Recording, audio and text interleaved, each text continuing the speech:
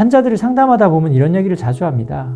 내가 원하는 게 뭔지 모르겠어요. 꿈이 없어요. 그렇게 점점 살다 보면 내가 뭔가 애를 쓴 것 같은데 하고 났더니 공허한 느낌이 들어요. 이건 진정으로 내가 원하는 걸 하지 않았다는 사인인 것이죠. 어쩌면 평생을 걸쳐서 우리가 꾸준히 노력해야 하는 단 한 가지 목표가 있다면 그건 아마 자기 자신이 되어가는 것일 겁니다.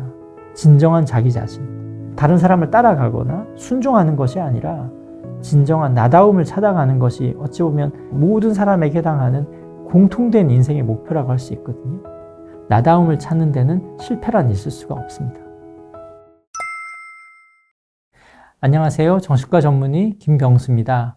정신과에 새로 생활한 지는 20년이 조금 넘었습니다. 지금도 매일매일 환자들 만나고 스트레스와 관련된 상담을 하고 직장인들 번아웃, 개인적인 갈등과 어려움들 이야기 듣고 조언 드리기도 하고 처방도 해드리고 그런 일들을 하면서 하루하루 생활하고 있습니다. 보통 사람들이 멘탈이 좀 단단해졌으면 좋겠어요. 멘탈이 강해졌으면 좋겠어요. 나는 유리 멘탈이에요. 이런 이야기들을 쉽게 이야기들을 하죠. 강한 멘탈이라는 건 뭘까? 이런 생각을 해보면 말은 저희가 멘탈이 튼튼해졌으면 좋겠다라고 말은 쉽게 하지만 멘탈이 튼튼하다는 건 뭐죠? 라고 물었을 때 쉽게 대답하기는 어려울 겁니다. 왜냐하면 정신력이 강하다, 멘탈이 강하다라는 건 쉽게 규정할 수 있는 것이 아니기 때문이거든요. 제 나름대로 멘탈이 강해진다, 정신력이 강해진다라고 했을 때 단단한 멘탈을 갖기 위해서 우리가 스스로에게 물어야 하는 세 가지 질문이 있습니다. 첫 번째는 내가 진정으로 원하는 것이 무엇인가 하는 것입니다. 자기가 원하는 것이 무엇인지 분명하게 알고 있는 사람은 흔들림이 적습니다. 깨지기 어렵겠죠. 내가 원하는 것이 분명하고 선명한 사람일수록 자기 주장이나 자기가 원하는 방향을 향해서 지치지 않고 걸어갈 수 있기 때문이죠. 환자들을 상담하다 보면 이런 얘기를 자주 합니다. 내가 원하는 게 뭔지 모르겠어요. 꿈이 없어요. 오랫동안 자기가 원하는 것들을 참고 지냈더니 원하는 걸 잊어버린 것 같아요. 대학생들을 상담하다 보면 원하는 게 뭐예요? 라고 물으면 꿈이 없어요. 희망이 없어요. 이런 이야기들을 굉장히 많이 듣거든요. 사람이 의욕이나 활기가 생기려고 그러면 단순히 내가 힘을 내겠어 이런 마음가짐만 가지고 되지는 않거든요. 의욕이나 동기, 활력, 정신력이라는 건 목표가 있어야 됩니다. 내가 원하는 곳, 내가 바라는 방향, 그 지점이 뚜렷해야만 의욕과 활기가 생기거든요. 근데 계속 내가 원하는 것을 상기시키지 않고 떠올리지 않고 그것을 충족시키지 않은 채로 다른 사람의 타인의 감정이나 욕구만 충족시켜주고 그것에만 관심을 기울이고 다른 사람이 원하는 것이 무엇일까에만 초점을 맞추고 살다 보면 내가 진정으로 원하는 것에 대해서는 잊어버리고 살게 마련이죠. 그렇게 점점 살다 보면 뭔가 열심히 노력했는데도 만족감이나 충족감이 생기질 않습니다.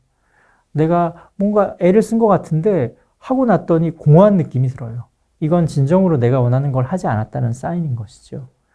어찌됐든 우리가 해야 되는 건 내가 진정으로 원하는 것이 무엇인지를 항상 떠올리고 그것을 생생하게 머릿속으로 그릴 수 있어야 돼요. 제가 흔히 조언 드리는 것 중에 하나는 이미지를 떠올려 보라고 하거든요. 내가 원하는 모습, 삶의 모습, 내가 살아가는 모습, 내 모습에 대한 머릿속으로 심상을 그려보라고 해요. 내가 5년 있다가 어디에서 하루에 아침에 일어나서 뭘 하고 커피 한 잔 내려 마시고 글을 쓰고 책을 읽고 아니면 나가서 달리기를 하고 아니면 누구와 만나서 대화를 하고 이런 내 모습들을 떠올려 보라 그러거든요. 내가 원하는 모습을요. 5년 이후, 10년 이후. 그것이 내가 진정으로 원하는 내 모습일 가능성이 높기 때문입니다. 근데 그렇게 떠올려 보라 그러면 안 떠올라요. 상상이 안 돼요. 이렇게 말씀하시는 분들이 꽤 있거든요. 그러면 주변에 잡지책 같은 거 열어보라 그래요. 그러면 이건 너무 나도 이렇게 살고 싶어. 혹은 나도 이 모습이 너무 마음에 들어. 나도 이렇게 지내면 참 좋겠어 라고 매력을 느끼고 내가 호기심이 가져가는 삶의 모습들이 보이거든요. 글로도 보이고 이미지로도 보이고요. 그런 것들을 하나하나 모아보면 나는 이런 것들을 원하는구나 하는 공통적인 요소가 모여집니다. 어쩌면 이게 남을 흉내내는 것이 아니라 다른 사람의 모습을 통해서 내가 매력을 느끼고 좋아하는 모습들을 모아보면 나만의 모습들, 내가 진정으로 원하는 모습들이 공통분모처럼 모여지게 되거든요. 콜라주처럼 모입니다. 그런 방식으로 이미지들을 만들어가는 것도 하나의 방법일 수 있습니다. 어쨌든 우리는 자기가 원하는 것들을 항상 떠올려야 합니다. 내가 진정으로 원하는 것, 1년 이후에 바라는 내 모습, 5년 이후에 살고 싶은 나의 모습들을 떠올리면서 그것을 향해서 계속 걸어간다라는 느낌이 있어야 흔들리지 않고 무너지지 않고 꾸준히 생활을 이어갈 수 있죠. 두 번째 스스로에게 물어야 하는 질문은 나는 나의 감정을 잘 활용하고 있는가? 나의 감정을 잘 해석하고 있는가입니다. 네. 감정의 신호에 귀를 기울여야 합니다. 대체로 사람들은 감정에 휘둘린다, 감정에 휘둘리면 안 된다, 이성적으로 논리적으로 살아야 한다 이렇게 이야기를 하기 쉬운데요. 그렇지 않습니다. 사실은 내가 원하는 지점이 분명히 있더라도 그 지점을 향해서 제대로 가고 있느냐 아니냐는 감정 신호가 알려주거든요. 뭔가 열심히 살았는데 공허하고 허무해요. 그럼 이거는 어쨌든 내가 열심히 살았지만 내가 원하는 지점과 멀어지고 있다라는 사인일 수도 있어요. 사실 우리가 스트레스 받는다라는 이야기를 흔히 많이들 하는데 스트레스라는 것도 그냥 단순히 일이 많아서 생기는 게 아닙니다. 내가 진정으로 원하는 것과 내가 지금 가고 있는 방향이 거리가 멀어지고 있기 때문에 스트레스라는 감정으로 혹은 스트레스라는 불쾌감으로 나에게 신호를 보내고 있는 거예요. 그쪽 방향은 틀린 방향이야. 방향을 한번 재점검해봐. 이런 식으로요. 그래서 나의 감정을 내 마음이 알려주는 신호다라고 다르게 인식을 해야 되는 겁니다. 우울하다고 그러면 안 돼. 불안하면 안 돼. 슬퍼해서는 안 돼가 아니라 혹시 우울이라는 감정이 내가 뭔가를 노력했는데도 불구하고 성취감이나 만족감이나 적절한 보상으로 돌아오지 않았을 때 느껴지는 감정일 수도 있으니까 내가 내 주장을 제대로 하고 있나? 내 노력을 정당하게 보상받고 있나? 라는 걸 점검하라는 사인일 수도 있는 것이고요.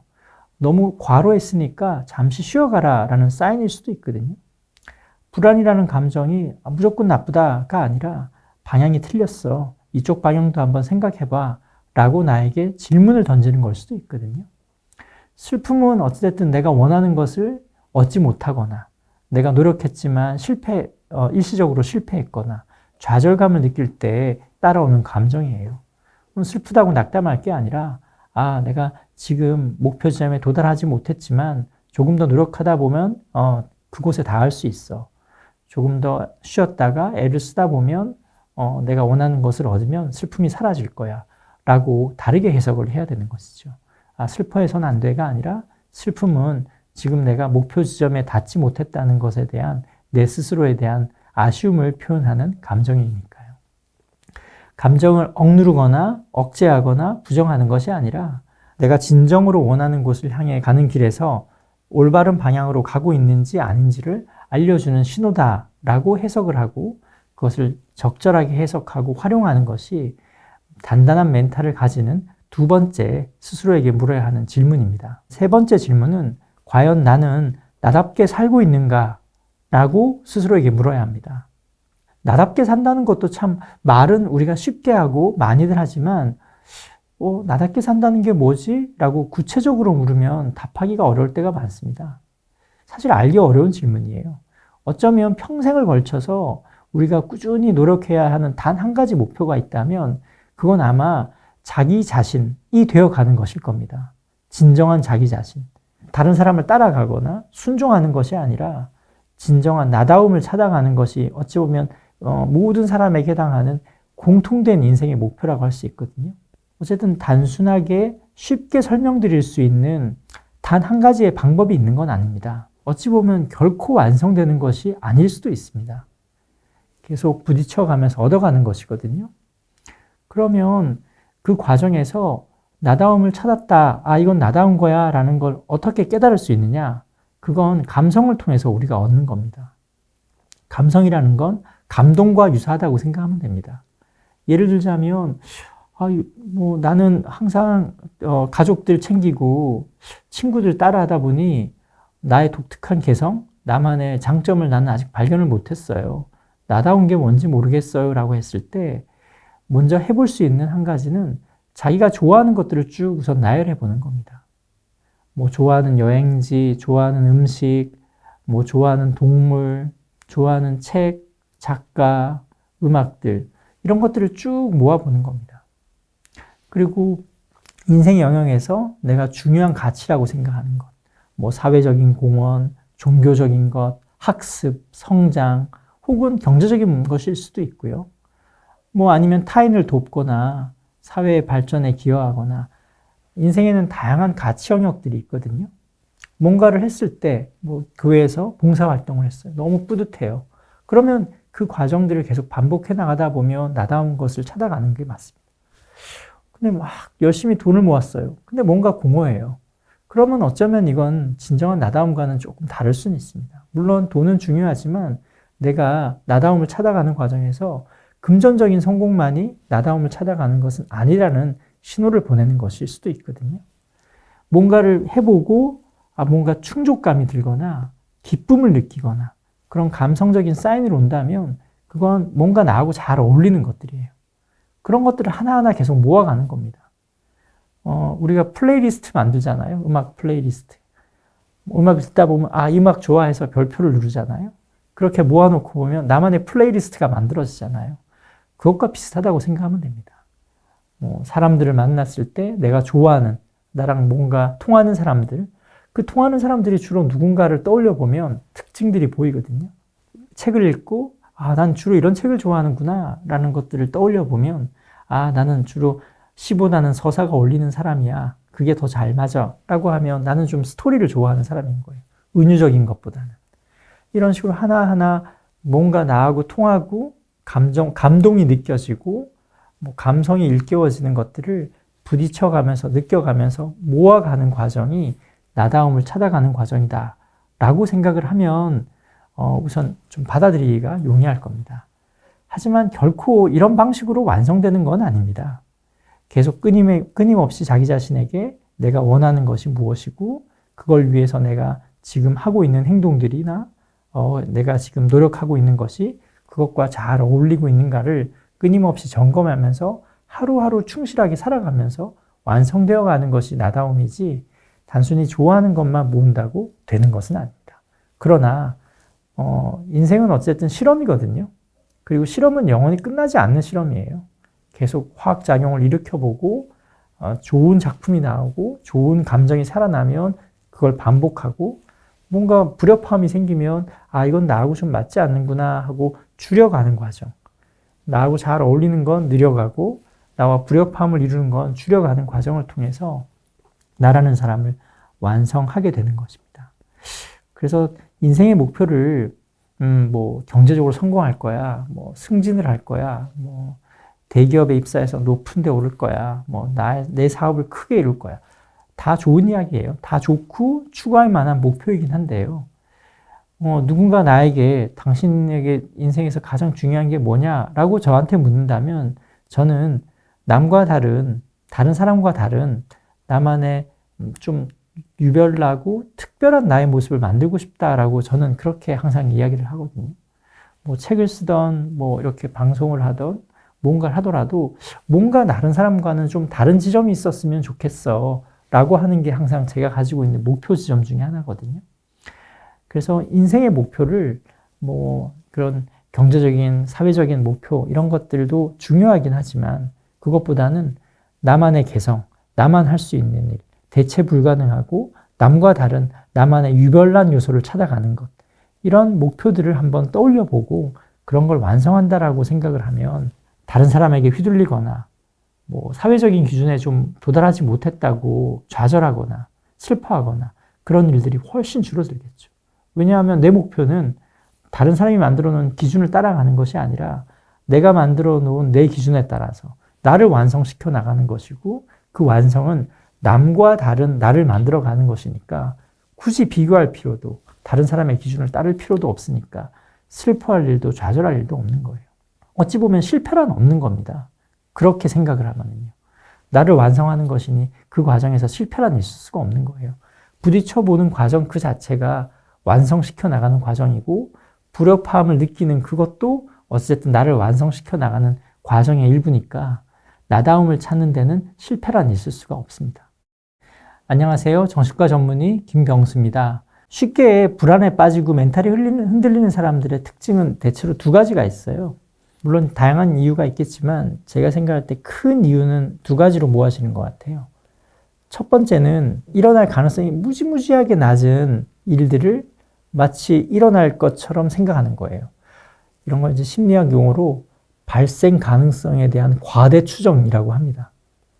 예를 들자면 먹구름만 끼어도 벼락이 내리칠 거라고 생각한다든지, 비행기만 타면 추락하는 상상을 한다든지, 과대 추정해서, 과대 상상해서 생기는 이런 문제들이 자기 자신을 괴롭히게 돼요. 마음이 쉽게 흔들리고 불안에 떨고 스트레스를 쉽게 받는 분들은 이런 부정적인 결과를 과대 추정하거나 발생 가능성을 확대 해석하기 때문에, 그런 경향이 있기 때문에 이런 불안에 쉽게 휩싸이는 경향이 있습니다. 사실 이런 가능성들은 매우 가능성이 낮긴 하지만 없다고 할 수는 없어요. 하지만 이런 일들은 거의 대부분 통제 불가능한 것들이에요. 내가 노력한다고 막아지거나 내가 애쓴다고 벗어날 수 있는 것들이 아니에요. 그래서 내가 상상하는 일 중에서 내가 불안하게 생각하고 공포스럽게 느끼고 내 마음을 흔들리게 만드는 여러 가지 마음속의 복잡한 일들에 대해서 실제로 그것이 일어날 가능성이 굉장히 미약하다면 그건 하늘의 운에 맡기셔야 됩니다. 운명에 따르겠다. 숙명에 따르겠다. 일어나도 받아들이겠다라는 마음가짐으로 대처를 하셔야 됩니다. 스트레스를 잘 받고 불안에 떨고 쉽게 흔들리시는 분들의 두 번째 특징은 재앙화 사고 습관을 갖고 있어요. 재앙적으로 생각하는 거예요. 예를 들자면 회사에서 보고서를 썼어요. 열심히 보고서를 썼는데 부장님의 평가가 별로 좋지 않아요. 그럴 수도 있죠. 사실 살다 보면, 또 직장 생활 하다 보면 좋지 않은 평가를 받거나 오탈자가 발견되거나 오류가 발견되는 일은 발생 가능성이 좀 있죠. 살다 보면 누구나 또 겪기도 하는 일이죠. 근데 이런 일들을 겪었을 때 불안에 쉽게 떠는 분들은요, 극단적인 상상을 해요. 상사한테 찍혔어. 다음에 잘 쓰더라도 상사가 분명히 나한테 나쁜 인상을 갖고 아마 내가 아무리 열심히 써도 앞으로는 좋은 점수 안 줄 거야. 이런 식으로 계속 직장생활 해오면 승진도 못 할 거잖아. 이러다가 내가 해고당할지도 몰라. 이런 식으로 계속 재앙적으로 생각을 키우는 거예요. 당연히 불안해질 수밖에 없죠. 이런 불안한 상상을 하면 몸이 반응을 해요. 실제로 일어난 일이 아닌데도 우리 몸은 상상하는 것만으로도 그 불안의 반응을 보여요. 가슴도 두근거리고 얼굴도 빨개지고 땀도 나고. 재앙화 사고, 재앙적 사고 습관은 쉽게 흔들리게 만들고 앞으로 나아가는 동력을 꺾어버려요. 그래서 내가 마음이 좀 쉽게 흔들려요. 멘탈이 쉽게 흔들려요. 라고 느끼신다면 내가 재앙적으로 생각하는 사고 습관을 갖고 있는 것은 아닌가 라고 스스로에게 한번 물어보세요. 이런 재앙적 사고 습관을 버리려면 어떻게 해야 될까요? 우선 첫 번째는 좀 애를 쓰셔야 돼요. 왜냐하면 이건 발생 가능성이 아예 없는 것은 아니거든요. 우선 자기 스스로 그런 일들이 잘 생기지 않도록 꾸준히 노력하고 훈련하는 게 필요해요. 오탈자도 점검하고 발표하기 전에 리허설도 한두 번 더 해보고 어쨌든 그런 일이 좀 덜 생기도록 노력하는 게 필요합니다. 왜냐? 어쨌든 발생 가능성이 꽤 있으니까 자기 자신을 참 단단하게 만들기 위해서 실천하는 게 중요하죠. 행동 양식을 바꿔야 하고요. 하지만 노력하는 것만으로 그걸 다 막을 수는 없죠. 그러면 스스로 이제 알아차려야 됩니다. 이게 내가 또 재앙적으로 생각하는 거구나. 내가 또 극단적으로 해석하고 있네. 내가 또 쓸데없는 상상을 하고 있구나. 라고 자기의 사고 습관을 알아차리는 게 중요합니다. 그리고 알아차리고, 그만 생각하자. 일어나지 않은 일이잖아. 이런 생각할 시간에 좀 더 보고서 하나 더 챙기고, 오탈자 하나 더 챙기고, 발표 준비 더 하자라고 불안을 떨쳐내기 위해서 행동 방식을 바꾸는 방식으로 대처를 해야 됩니다. 재앙적 사고 습관이 있다라고 알아차렸으면 그걸 대비하기 위해서 노력하는 행동 습관을 갖는 것. 이것이 멘탈을 튼튼하게 만드는 우리가 길러야 하는 두 번째 습관이라고 말씀드릴 수 있겠습니다. 우리가 행복하다, 기쁘다 이런 느낌들은 사실 오래 지속되지가 않아요. 대체로 연구를 해보면 한 10분에서 20분 지속되다가 사라진다고 알려져 있어요. 또 하나는 계속 뭐 항상 기쁠 수가 없어요. 뭔가 하나 만족하고 나면 사람은 적응의 동물이기 때문에 어느 정도 충족이 되고 나면 똑같은 거에 만족을 못 느껴요. 어쨌든 둔감해지거든요. 더 자극적이고 더 기쁨을 또 느껴야 기쁨을 느낀다고 인식을 하게 되거든요. 그러나 그럼에도 불구하고 나는 행복한 사람이다라고 인식하는 사람들에게 물어보면 그런 사람들은 내 인생에서 작은 기쁨들을 여러 번 반복해서 다양하게 느끼고 있다라고 이야기를 해요. 그리고 삶을 그런 식으로 구성해 나가요. 커피 한 잔을 마시고 음악을 듣고 산책을 하고 그 짧은 순간순간 느끼는 기쁨들을 계속 모아요. 그런 사람들은 좀 나는 행복하다, 나는 행복한 사람이야 라고 이야기하고 인식할 가능성이 높아요. 근데 반대로 또 부정적인 감정은요, 생각보다 좀 오래 가요. 그리고 대체로 사람들은 부정적인 요소를 좀 더 디폴트로 깔고 있는 경향이 많아요. 왜냐하면 생존하기 위해서는 약간 부정적인 게 더 도움이 되거든요. 조심해야 돼. 그러면 안 돼. 뭐, 이건 나쁜 게 있지 않을까 의심하고 확인하는 과정들. 그러다 보면 당연히 부정적인 감정이나 부정적인 느낌이 커질 수밖에 없거든요. 근데 그것도 나쁜 건 아닙니다. 항상 낙관적이고 행복하고 긍정적인 것만으로 사람은 완성될 수는 없어요. 그거에 상응하는 부정적인 감정의 신호가 필요하거든요. 그래서 뭐 내가 우선 행복한 사람이다라고 느끼고 내가 좀 더 내 삶에 만족하려면 기쁨을 한 가지 기쁨만으로는 절대 되지 않는다. 왜냐? 기쁨이 그리 오래 지속되지 않기 때문에요. 그리고 계속 반복하다 보면 둔감화되기 때문에요. 다양한 기쁨의 요소를 여러 가지를 그리고 짧은 기쁨이라도 자주 느낄 수 있도록 라이프 스타일을 구성하는 것이 어쨌든 내가 좀 더 행복한 사람이 되기 위한 아주 기초 작업이다라고 생각하면 되고요. 하지만 동시에 너무 기쁨이나 행복에만 중심을 두지 마시고 부정적인 감정을 느끼더라도 이건 내가 뭔가를 조심하라는 신호야. 혹은 뭔가 내 삶의 방향을 다시 점검하라는 신호야. 라고 좀 더 다르게 해석하는 태도도 반드시 같이 견지해야 하는 것이죠. 사실 사람들이 이제 뭐 직장인들 같은 경우 예를 들자면 뭐 취미 생활이나 기쁨을 느끼는 뭐 이런 것들 선생님 말씀 다 알겠는데 퇴근해서 집에 오면 시간이 전혀 없어요. 기운도 없는데 어떻게 그렇게 해요? 라고 얘기를 하시거든요. 근데 사실 이제 물론 다 현실적으로 어려움이 있다는 것도 압니다. 뭐 제 개인적인 이야기를 하자면 뭐 저도 이제 뭐 한 거의 7시 반 그렇게 돼야 이제 하루 일과가 끝나거든요. 저녁 일과가 끝나거든요. 그러면 주어진 자유 시간이 거의 많지가 않아요. 자기 전까지. 근데 그래도 이제 저한테는 예를 들자면 뭐 한 하루에 20-30분 운동하고 걷고 뛰고 하는 것이 저한테는 그날 밤의 숙면을 위해서도 그 다음날 활기를 되찾기 위해서도 그날 쌓였던 스트레스를 해소하기 위해서도 절대적으로 필요하거든요. 사실 근데 그걸 놓치지 않으려고 애를 써요. 그러니까 일만큼 내가 내 자신을 유지하고 정신건강을 유지하기 위한 활동들의 시간을 절대로 포기하지 않으려고 하거든요. 웬만한 그런 시간이 없고 할 수가 없다라고 하는 사람에게 스스로에게 한번 물어보라고 얘기를 해보고 싶어요. 내가 내 자신을 건강하게 만들게 하기 위한 그런 노력이나 활동들을 정말 중요하게 생각하고 있는가? 정말 놓치고 싶지 않은가? 놓치지 않으려고 애를 썼는가 하고요. 시간은 물론 한정이 돼 있지만 그 시간이 없어서라기보다는 내가 그것을 정말로 중요하게 생각하고 그것을 놓치지 않으려고 얼마나 애를 썼느냐가 더 중요한 문제일 수도 있거든요. 근데 그렇지 않았을 가능성이 좀 있지 않을까 싶어요. 뭐 너무 이제 제가 막 의지력이나 노력을 해라, 게을러지지 말라 이런 얘기를 드리고 싶은 건 아니지만 어쨌든 사람은 앞으로 나아가는 동물이기 때문에요. 미래를 향해서 나아가면서 내가 성장하는 과정에서 느끼는 기쁨과 성취가 삶의 활력이기도 하고 그것이 굉장히 중요한 존재거든요. 그러기 위해서는 어느 정도의 의지와 자기 관리와 노력은 필요하거든요. 저절로 되지는 않죠. 예를 들자면 아까 말씀드린 행복한 사람이 되기 위해서 내 기쁨을 적절하게 구성하는 것, 그것도 어쨌든 내가 노력을 해야 되거든요. 알아가는 과정이 필요하고요. 그리고 그 시간들을 배치를 해야 되고 그 시간에 적절하게 활동을 해야 되니까요. 어쨌든 개인의 노력이 필요하다.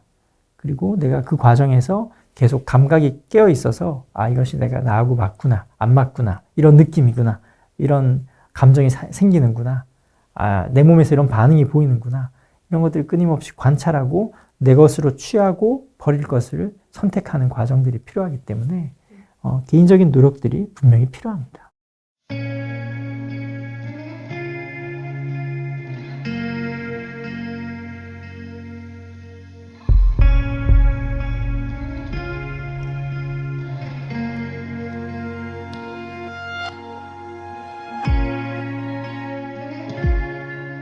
우울증, 번아웃, 또 스트레스를 너무 많이 받아서 이제 지쳐 있는 분들, 이런 분들에게 예를 들자면 운동을 하세요라고 얘기를 하면 내가 의욕도 없고 기운도 없는데 어떻게 운동을 하나요?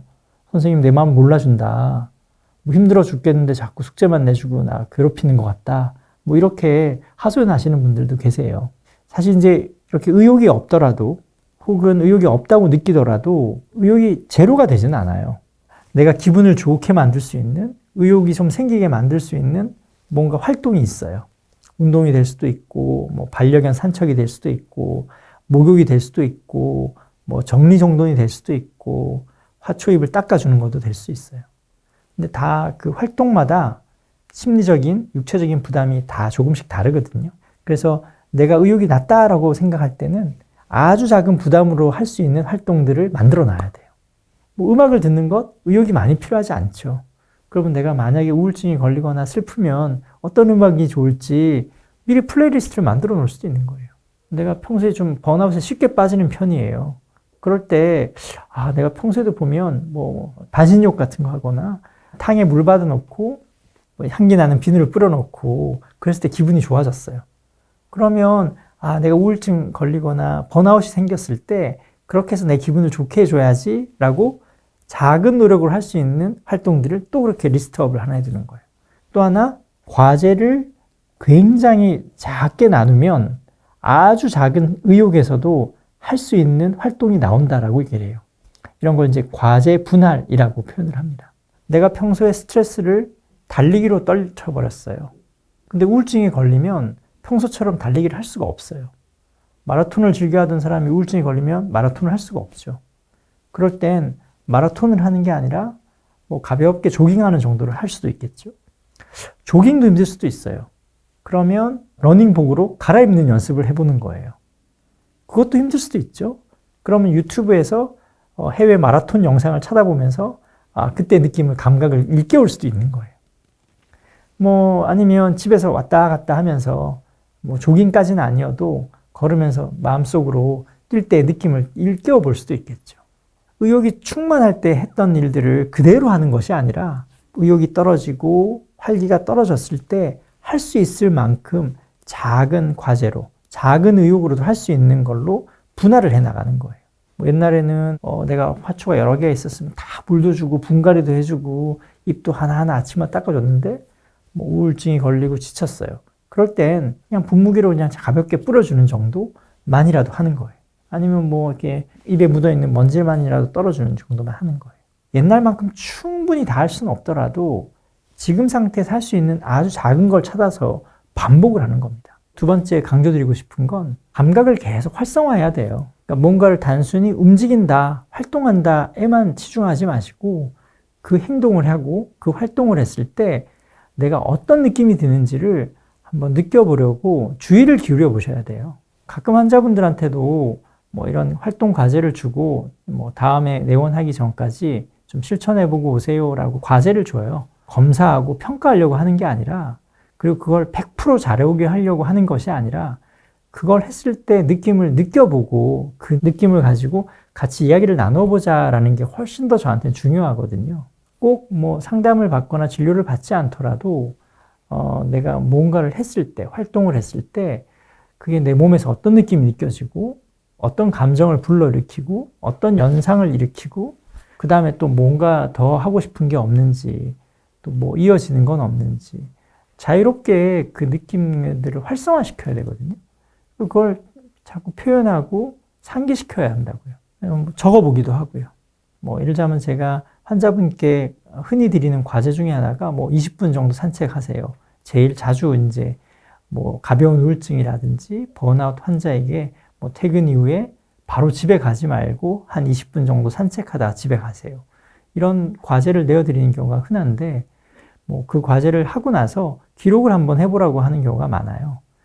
기록을 해오라고 하시면 뭐 했다 안 했다 동그라미 X 이렇게만 해오시는 분이 있는데 그런 분도 있고요. 근데 사실은 제가 이제 기대하는 건 뭐 했다 안 했다도 중요하지만 했을 때 뭐 걸었을 때 좀 힘이 들었어요.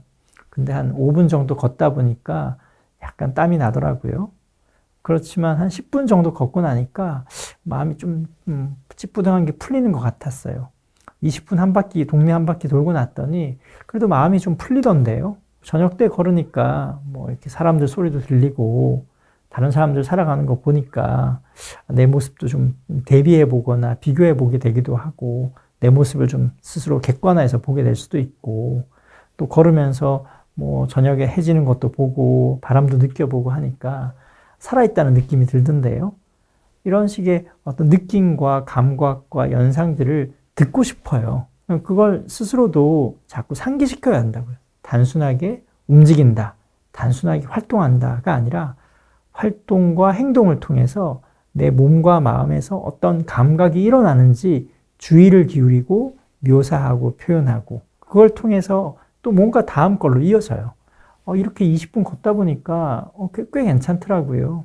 다음에는 30분을 걸어야겠어요. 저녁 때만 걸었는데 출근 전에도 살짝 반려견 데리고 한 10분 정도 한번 걸어 보려고요. 이런 식으로 활동이 확장되고 연상이 확장되기를 기대하는 거거든요. 왜냐하면 이제 우울해지면 자꾸 이렇게 관점이 좁아져요. 난 이것밖에 못해. 난 이거밖에 안 돼. 난 이것밖에 할 수 없어. 내 인생은 왜 이러지? 나는 왜 이렇게밖에 안 되는 거야? 이렇게 자꾸 점점 좁아지면 기분이 우울함에서 벗어날 수가 없어요. 관점이 확장이 돼야만 거기에 따라서 우울감에서 벗어날 수 있거든요. 확장이 되려면 자꾸 감각을 넓히고 연상을 확장하고 새로운 느낌에 자기 자신을 노출하고 그걸 통해서 또 어떤 느낌이 드는지 실험하고 그런 과정을 계속 반복하면 뭐 우울할 때 함정, 자기 자신에게 빠져드는 함정에서 좀 벗어날 수가 있죠. 이런 걸 이제 우울 모드라고 해요. 그러니까 우울해지면 이게 전체적으로 변하는 것들이 있거든요. 기분만 변하는 게 아니라 생각도 좁아지고 활동도 위축되고 감각도 무뎌져요. 그 우울 모드에서 벗어나는 거예요. 그러니까 기분만 변하는 것이 아니라 감각을 깨우고 사고를 확장하고 활동을 늘리면 그 우울 모드에서 벗어나게 되죠. 그게 진짜지. 생각만 바뀌고 기분만 좋아지고 이런 식으로 우울에서 벗어나는 건 아니다라는 걸 이해하고 명심하셨으면 좋겠습니다. 환자가 인생이 사는 게 너무 힘들고 나 너무 우울하고 혹은 보호자분이 힘내라 응원을 했는데도 그런 말 다 소용없어요. 나는 인생이 너무 의미 없어. 이러면 다 기운이 빠지잖아요. 또 듣는 보호자 입장에서도 답답하고요.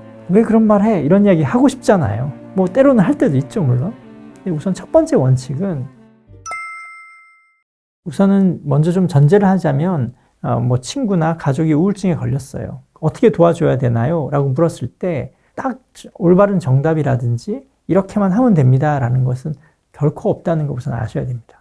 두 번째는 우울증 환자를 도와주는 건 누구에게나 힘든 일이에요. 어떻게 해야 될지 잘 모르는 건 당연하기 때문에 뭐 내가 잘 못 도와주는 것 같다라고 가족이나 친구가 스스로 자책하실 필요는 없다. 내 마음을 너무 힘들게 만들지는 마시라라는 걸 우선 말씀드리고 싶어요. 우울증에 걸린 환자나 친구를 어떻게 도와줘야 되나요? 첫 번째, 우선 뭐 생활적인 측면을 우선 먼저 말씀드리자면 우울증 환자를 어쨌든 치료도 하게 해야 되고 좀 더 기분도 낫게 해야 되고 의욕도 좀 생기게 도와줘야 될 거 아니에요. 그러면 생활이나 활동이나 이런 것들을 좀 일깨워주고 이끌어주고 가이드를 해줘야 되잖아요. 그게 이제 가족이나 친구의 역할이거든요. 우울증 치료에 도움이 될 수 있게끔 환자를 도와주는 거죠.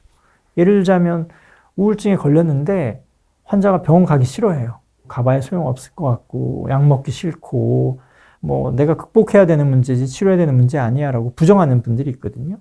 그런 분들에게 이제 가족이나 친구가 우울증이란 이런 것이고 치료가 때로는 필요할 수 있고 뭐 약이 도움이 되기도 하고 부작용도 있지만 잘 극복할 수 있다. 이런 일반적인 내용들을 잘 설명을 해준다든지 그 다음에 그래서 환자가 병원에 갈 수 있게끔 도와준다든지 하는 게 우선 필요하죠. 근데 이런 일반적인 설명으로 근데 설득이 안 되는 경우가 굉장히 많죠. 그러면 가끔은 이제 너무 답답하니까 가족이 오시는 경우가 있어요.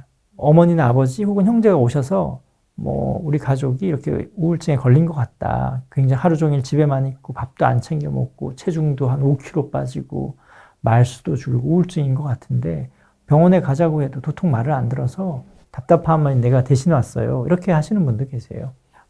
일반적인 조언도 드리기도 하고 우울증은 무엇이고 어떻게 도와드리고 이렇게 이해하시면 된다라는 이야기를 드리는데, 그리고 중요한 건 병원에 오셔서 보호자분이 상담하고 나서 이제 환자분한테 가서 솔직히 얘기하는 게 저는 더 좋다고 생각해요. 내가 좀 너 옆에 지켜보느라 마음이 답답하고 힘들어서 내가 먼저 병원에 갔다 왔다. 너의 상태에 대해서 좀 의논도 드리고 이야기를 했더니 좀 우울증인 것 같다고 하더라. 내가 좀 이런 조언을 듣고 와서 이렇게 도와주려고 한다. 이런 이야기를 환자분에게 솔직하게 하는 것도 저는 도움이 된다고 생각해요. 그러면 이제 환자분도 나도 한번 병원에 가볼까? 혹은 혼자 가기가 좀 뭐하면 그럼 다음에는 나랑 엄마랑 같이 한번 가볼까? 혹은 어머니가 자녀분에게 다음에 내가 갈 때 그럼 같이 한번 가보겠느냐? 라고 제안을 하기가 좀 더 수월해지죠. 무조건 병원에 가라. 치료해야 된다. 이런 압력을 주면 대부분 우울증 환자분들은 의욕이 없기 때문에 어떤 압박을 느끼면 사실 자꾸 더 수동적이 되거든요. 너무 강요적이거나 직설적인 것들은 우울증 환자를 좀 더 위축되게 만드니까 조심하셔야 되고 도움이 되지 않을 수 있습니다. 운동이 도움이 된다고 하던데요. 이러시면서 보호자분들이 우울증 걸린 아들한테 운동시키려고 운동 좀 해라. 야, 운동해야 좋아진다더라. 아무리 말을 해도 안 듣던데요. 이렇게 얘기를 하시는 경우도 있어요. 사실 잘 안 되죠. 아까 말씀드린 것처럼 너무 막 숙제처럼 과제처럼 압력을 주면 오히려 더 안 하게 되고 위축되는 경향이 있으니까 운동을 해야 하면 좋다더라. 막 정보적으로 운동이 약만큼 효과가 있더라. 이런 막 정보를 객관적으로 이성적으로 막 심어주는 건 오히려 부담만 느낄 수 있으니까 그것보다는 부드럽게 그냥 권유하는 정도의 느낌이 훨씬 좋거든요. 같이 산책을 하자. 집에 있는 동안 나가서 한 바퀴 뛰고 왔는데 날씨도 좋더라. 이런 이야기를 은근슬쩍 활동이나 행동을 유도해서 좀 더 움직이도록 하는 것. 이런 제한과 간접적인 화법을 좀 쓰시는 게 좋죠. 또 하나는 생활 습관을 좀 도와주시는 것들은 필요해요. 우울증에 걸리면 밥맛도 없어지고 또 혼자 밥 먹으려고 하게 되기도 하고요. 가족들하고 안 어울리게 되고 말수도 줄어드니까요. 무슨 말을 해야 될지도 잘 모르겠고 의욕도 없으니까 방 안에 혼자 웅크려 있거나 대화도 좀 회피하는 경우가 있거든요. 물론 이제 그게 우울증의 증상이니까 억지로 말 좀 해라, 밥 먹어라 이렇게 할 수는 없어요. 하지만 그렇다고 해서 그 상태를 그냥 또 방치하거나 내버려 둘 수도 없거든요. 그러면 최소한의 원칙은 이야기를 할 필요는 있다고 생각해요. 물론 여기에 대해서는 좀 이견이 있을 수는 있지만 제 생각은 이렇습니다. 적어도 네가 지금 우울증에 걸려서 의욕이 없고 말도 하기 싫고 가족들하고 있는 것도 좀 불편하게 느끼는 것 같긴 하지만 적어도 저녁 식사만큼은 그냥 얼굴 보고 같이 먹었으면 좋겠다. 아무리 네가 힘들어도 저녁 식사 때만큼은 식탁에 같이 앉아 있었으면 좋겠다. 이런 정도의 원칙은 제시할 수 있다고 저는 생각을 해요.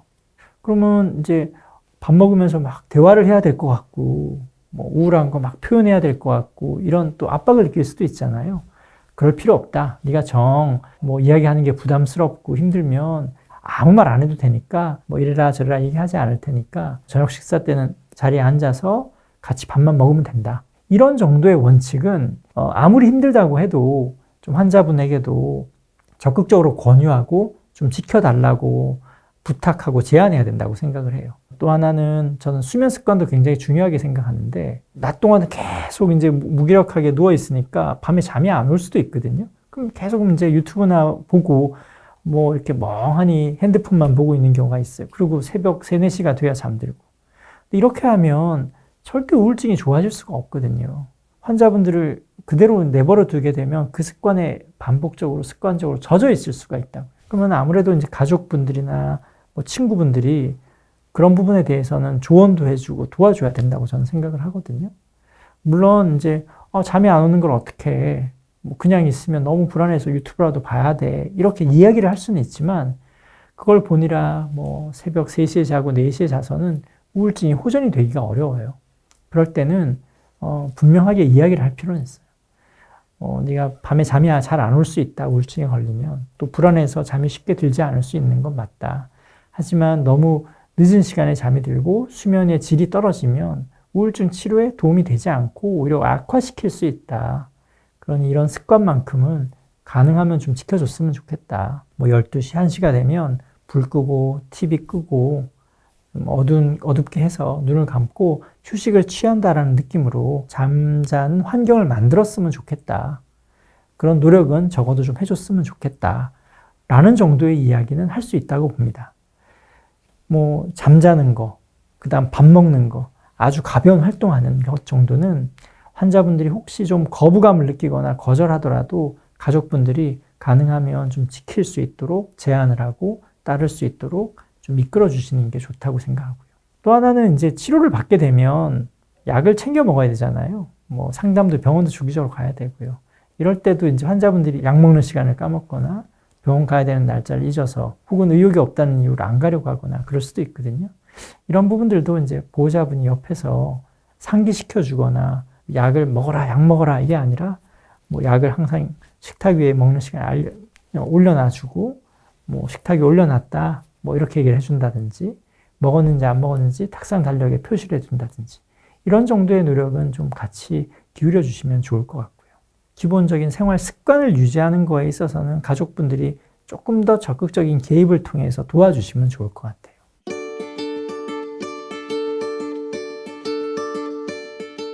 두 번째 측면은 이제 언어적인 거예요. 대화죠. 뭐 예를 들자면 이런 겁니다.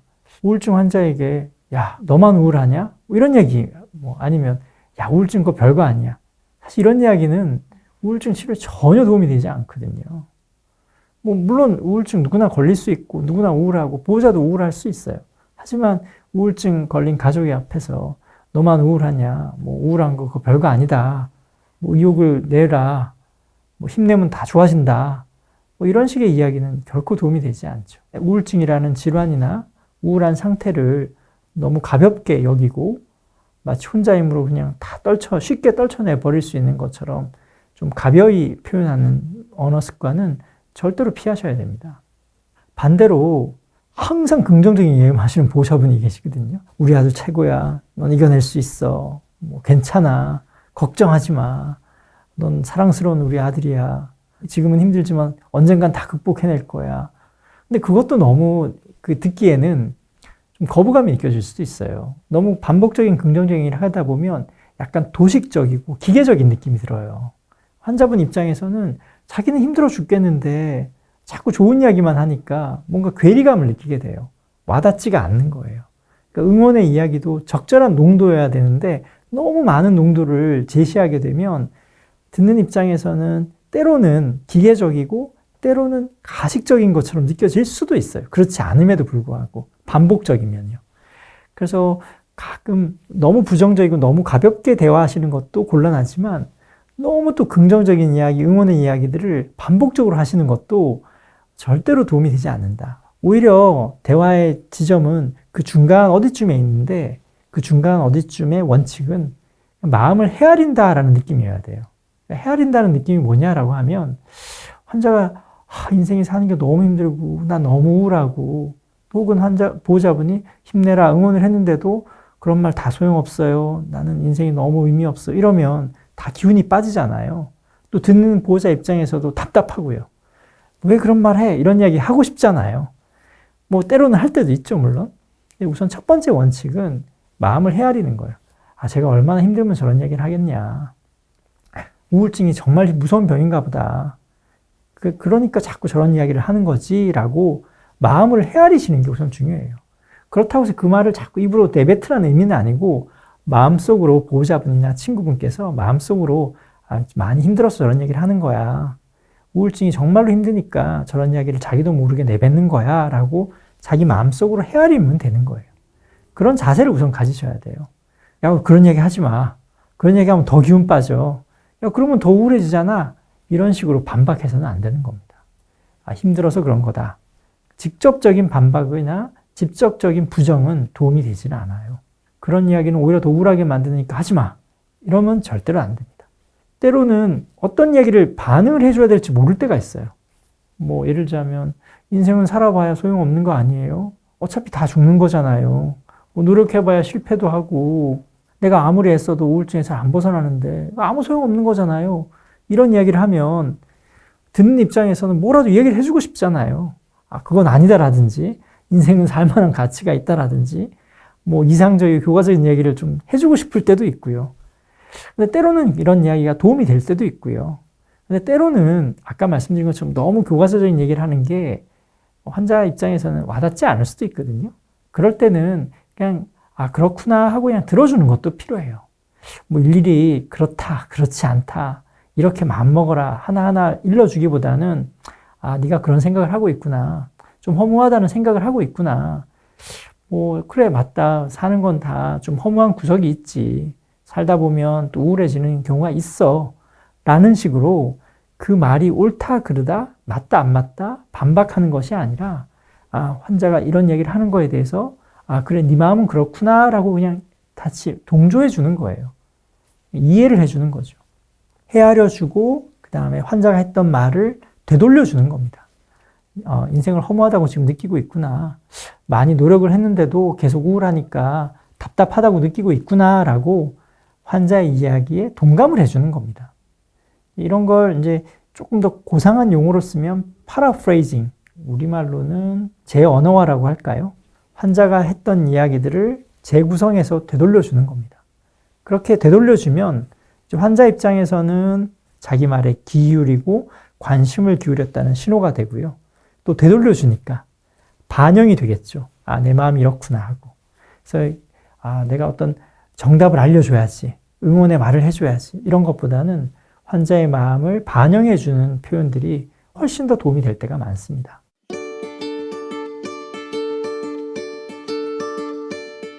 번아웃에 빠지면 그래서 감정이 이렇게 조율해서 표현하고 언어화하는 게 잘 되지 않아요. 집에만 가면 괜히 잔소리가 늘어나고 애들한테 짜증도 내고 남편한테 짜증내고 아내한테 싫은 소리를 많이 하게 되고 가만히 있어도 입에서 막 욕이 나올 것 같고 스스로 짜증과 분노를 느껴요. 모든 게 다 타버려서 쟤밖에 안 남은 느낌. 그럴 때는 제가 제일 자주 조언 드리는 것 중에 하나가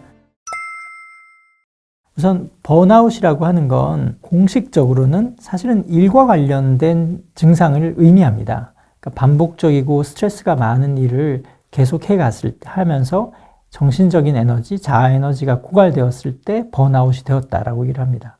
하지만 요즘은 이제 꼭 일만이 아니어도 뭐 공부라든지 가사 일이라든지 뭐 다른 일에서도 충분히 이제 번아웃이 일어날 수 있다라고 개념이 확장되긴 했지만 어쨌든 공식적으로는 자신이 하고 있는 직무나 업무와 관련되어서 만성적인 스트레스가 지속되었을 때 나타나는 에너지 고갈 현상을 두고 번아웃이라고 얘기를 합니다.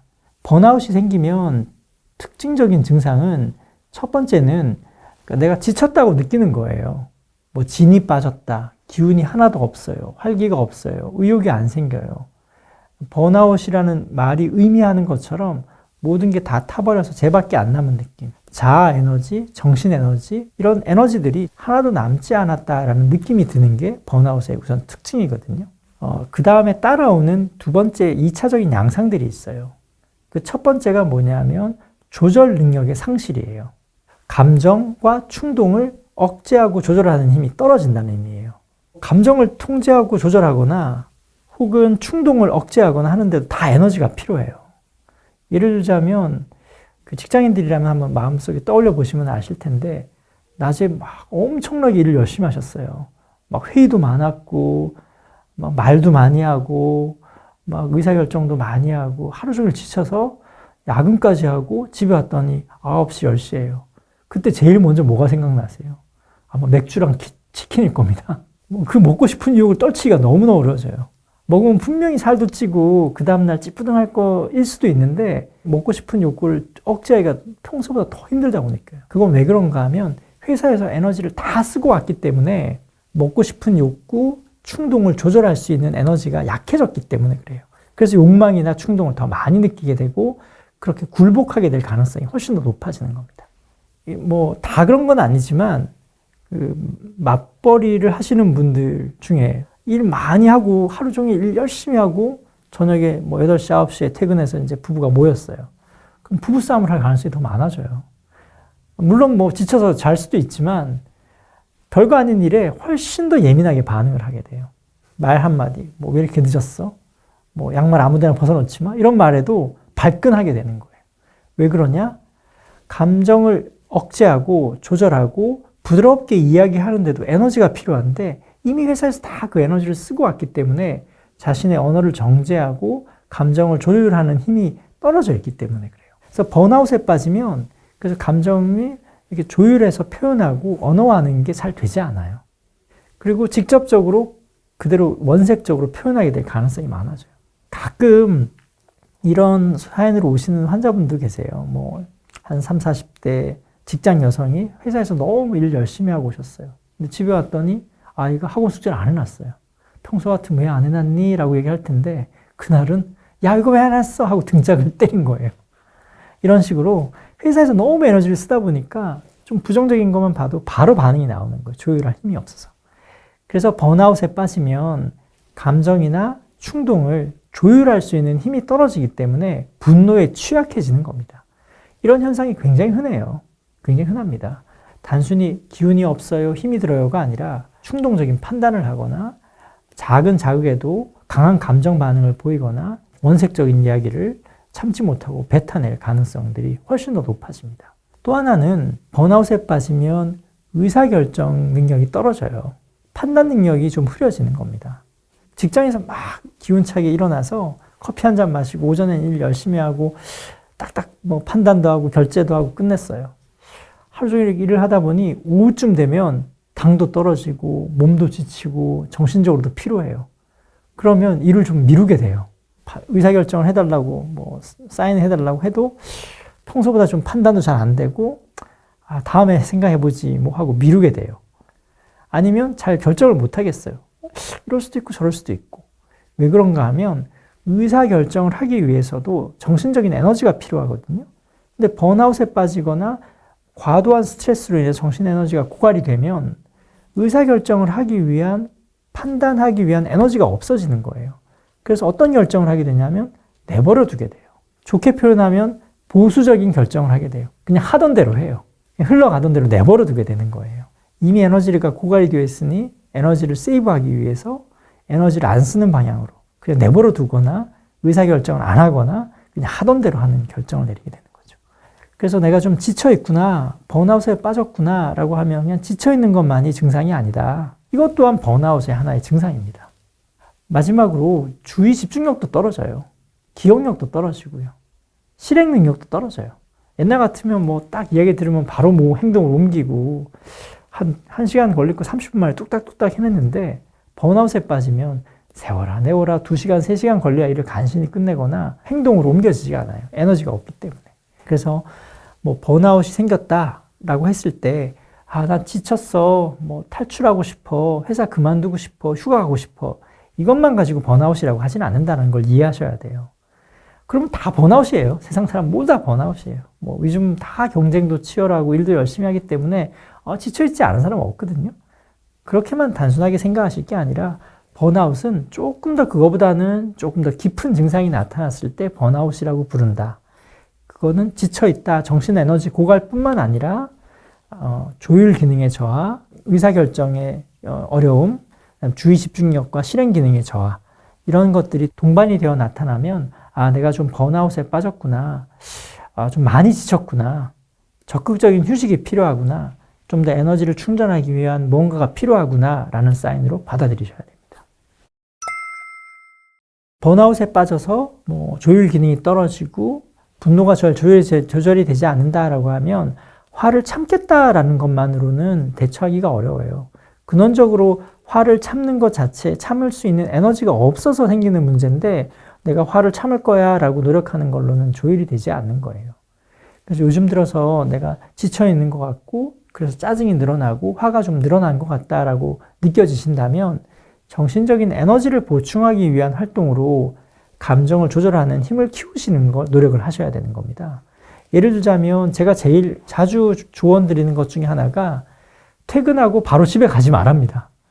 물론 뭐 야근 늦게 했으면 집에 가서 쉬어야 되는 게 맞지만 요즘 내가 너무 반복된 일, 뭐 새로운 일, 뭐 프로젝트도 많고 과로해서 너무 지쳐 있어요. 내가 느껴요. 그래서 집에만 가면 괜히 잔소리가 늘어나고 애들한테 짜증도 내고 남편한테 짜증내고 아내한테 싫은 소리를 많이 하게 되고 가만히 있어도 입에서 막 욕이 나올 것 같고 스스로 짜증과 분노를 느껴요. 그럴 때는 절대 바로 집에 들어가시면 안 돼요. 그러면 갈등이 생기고 더 문제가 커지고 해소는 안 돼요. 그리고 집에 이미 들어가 버리면 에너지가 고갈되어 있기 때문에 에너지를 충족시킬 만한 활동을 안 하게 될 가능성이 훨씬 높아요. 그래서 퇴근해서 집에 가기 전에 한 1시간 정도 약간 안전지대를 좀 거쳐가시는 게 좋아요. 뭐 동네 한 바퀴 돌고 가신다든지, 집 근처 단골 카페 가서 카모마일 티라도 한 잔 마시고 가신다든지, 좋아하는 공원이 있으면 거기 가서 나무 보고 좀 걷는다든지, 아니면 요즘 뭐 피트니스 센터 많잖아요. 직장 바로 옆에 있는 피트니스 센터 등록하셔서 바로 퇴근하고 집에 가지 말고 피트니스 센터 가서 그냥 30분 정도 땀 내고 가신다든지, 그러면 에너지가 재충전이 돼요. 그리고 그 안에 쌓여있던 스트레스가 해소가 되고 가니까 훨씬 조울 기능이 좋아지죠. 그리고 나서 뭐 생활을 하시면 분노에 취약하다든지 감정 조절에 어려움을 느낀다든지 하는 문제들을 좀 피해갈 수가 있겠죠. 그런 대처법들이 훨씬 현실적이다. 근데 분노만 조절하겠다, 분노만 참겠다라는 건 번아웃에 생기는 분노 조절의 어려움은 그런 방식으로 해결되기는 어렵습니다. 우선 좀 완벽주의적인 성향을 어쨌든 좀 내려놔야 돼요. 그러니까 어쨌든 완벽은 불가능한 일이라는 걸 생각을 하셔야 돼요. 세상에 완벽은 없어요. 그러니까 완벽한 인간, 완벽한 일 마무리, 완벽한 성취, 완벽한 인생, 그건 존재하지 않는 겁니다. 절대로 있을 수가 없는 거예요. 물론 100층짜리 건물을 짓고 신경외과 의사가 미세한 뇌수술을 하고 거기에는 절대로 실수가 있어서는 안 되지만 어쨌든 보편적인 우리의 이 삶의 모습들은 완벽과는 거리가 멀어요. 약간 실수가 있고 약간 구멍이 있고 한 90% 하고 한 10% 좀 남겨놓을 때가 흔히 일어나고요. 삶은 어쨌든 좀 완벽하지 않고 불완전하고 좀 뭔가 구멍이 있고 한 게 정상이라는 인식을 가지셔야 돼요. 근데 이런 말씀을 드려도 계속 불안에 떠는 사람들이라든지 경쟁해야 된다, 성공해야 된다, 앞서가야 된다 이런 인식을 갖고 있는 분들은 이런 이야기가 잘 와닿지 않으세요. 왜냐하면 이제 어쨌든 작은 실수와 5%의 부족함은 결함이고 그건 성취를 방해하고 인생을 실패로 만드는 지름길 같은 거니까 무조건 없어야 돼요. 무슨 말씀을 하세요? 어떻게 그렇게 쉽게 말씀하세요? 이렇게 반박할 수도 있거든요. 근데 잘 생각해 보시면 절대로 완벽주의자가 절대로 인생에서 성공한다라는 보장이 있느냐? 절대 그렇지가 않아요. 그게 완벽의 역설이라고 하는 거예요. 완벽에 집착하시는 분들은 대부분 말로는 그래야 성취를 하고 더 앞서가고 성공할 것 같고 자기가 꿈을 이룬다고 생각하시지만 과도한 완벽주의, 역기능적 완벽주의의 함정에 빠지신 분들은 어떤 일이 생기냐면 좀 더 빨리 지쳐요. 완벽주의는 번아웃을 부르거든요. 더 많은 에너지를 쓰니까요. 마른 수건을 쥐어짜는 거니까 엄청 힘들거든요. 더 빨리 지쳐요. 성취를 방해해요. 완벽주의의 역설이에요. 첫 번째 역설이에요. 두 번째는 완벽주의적으로 내가 실수 안 할 거야. 절대 실수 있으면 안 돼. 1%까지 내가 철저하게 난 할 거야. 라고 해서 굉장히 긴장하고 과각성되게 만들거든요. 그러면 오히려 실수가 늘어나요. 긴장도가 늘어나고 불안해지거든요. 그러다 보면 생각이 점점 좁아져요. 실수 안 하는 데만 모아지기 때문에 오히려 더 구멍이 생겨요. 그게 완벽주의의 두 번째 역설이에요. 과도한 완벽주의는 오히려 실수를 불러요. 왜냐? 관점이 좁아지고 다른 대안을 잘 생각하지 않게 되기 때문에 그래요. 세 번째는 아까 말씀드린 것처럼 인생이 완벽하지 않다는 걸 받아들이셔야 돼요. 어쨌든 나라는 사람을 생각해도 절대 나는 완벽해질 수가 없어요. 여러분도 마찬가지, 옆에 누구도 마찬가지. 아무리 훌륭한 분, 아무리 위대한 분, 성공하신 분들 다 가까이서 들여보면 다 구멍이 있고 다 모순이 있고 다 한계가 있으세요. 단지 우리 눈에 띄지 않을 뿐이에요. 절대 자기 자신을 완벽하게 만들려고 과도하게 애를 쓰시면 안 돼요. 실수나 결함을 없애서 완벽하게 만드는 것이 인생이나 자기 자신을 성공시키는 것이 아니라 실수나 결함에도 불구하고 나를 확장시켜 나가는 것이 인생을 더 성공하게 만들고 나란 사람을 더 성숙하게 만드는 것이다 라는 것을 완벽주의의 대안적인 관점으로 취하셔야 되는 거예요. 완벽주의의 역설이라는 것을 이해하시고, 내가 너무 역기능적인 완벽주의에 빠져 있는 것은 아닌가, 완벽주의의 함정에 빠져 있는 것은 아닌가, 그 역설적인 상황에 내가 노출되지는 않을까라는 걸 점검해 보시는 게 필요합니다. 마지막으로 드리고 싶은 말씀 중에 하나는, 사람과 인생은 절대 완벽이나 완성 이런 건 없다는 걸 이해를 하셔야 돼요. 그냥 계속 과정밖에 없어요. 계속 나아가는 과정, 앞으로 나아가는 과정이 있을 뿐이지 결론이 나고 완벽해지고 어떤 목표점에 완벽하게 도달하고 이런 건 없어요. 우리는 끊임없이 계속 앞으로 나아가고 좀 더 가까이 다가가는 그 과정에 있다는 걸 잊지 마시고, 나는 언제 완벽해질 거야, 결론을 낼 거야, 성취할 거야, 이렇게 돼야만 돼 라는 어떤 한 가지에 집착하는 그런 마음가짐은 조금 내려놓으셨으면 좋겠습니다. 우리는 어쨌든 다양한 모습들로 이루어진 굉장히 복잡한 존재이기 때문에 너무 순수하고 단일하고 완벽한 모습으로만 자기 자신을 자꾸 상정하고 그렇게 만들려고 하는 함정에 빠지지는 않으셨으면 좋겠다라는 말씀도 드리고 싶습니다.